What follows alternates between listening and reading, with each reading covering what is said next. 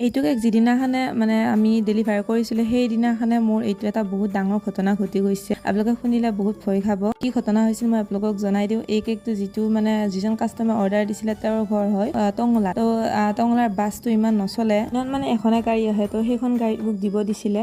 তো গাড়ীখন কিবা ভুলক্ৰমত আমাৰ নাৰিকলি চক পাৰ হৈ গ'ল। মই ৰখিয়ে থাকিলোঁ তাতে। তো যোৱা দেখা পাই মই ফোন কৰিলোঁ তেওঁলোকে ক'লে চিপাঝাৰলৈ লৈ যোৱাৰ কথা। মই আছিলোঁ বেগ ডিছত, তো সেইকাৰণে নিব নোৱাৰিলে। কিন্তু ভগৱানে সহায় কৰিলে, এজন মানুহ আহিল। তো তেনেকৈ গাড়ী এখনত দি পঠালোঁ। তেওঁলোকে মোক সেইটো বস্তু পাওনি কৰি দিলে আৰু তেওঁলোকক মই বহুত বহুত ধন্যবাদ জনাইছোঁ।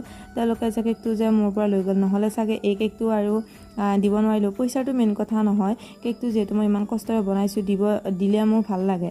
তো তেনেকৈ আৰু বহুত এইটো ডাঙৰ ঘটনা ঘটি গ'ল। তো কেকটো ভাল লাগিছেনে আপোনালোক কমেণ্ট কৰি জনাবলৈ নাপাহৰিব। তো এয়া হৈছে নামটো লিখি দিছোঁ। তো হেপী বাৰ্থডে ধুনু বুলি দিব দিছিলে। তো আজিৰ কাৰণে বাই বাই। এইটো হৈছে ফাইনেল লুকটো। তো কেনেকুৱা পালে ক'ব, ৰাধে ৰাধে।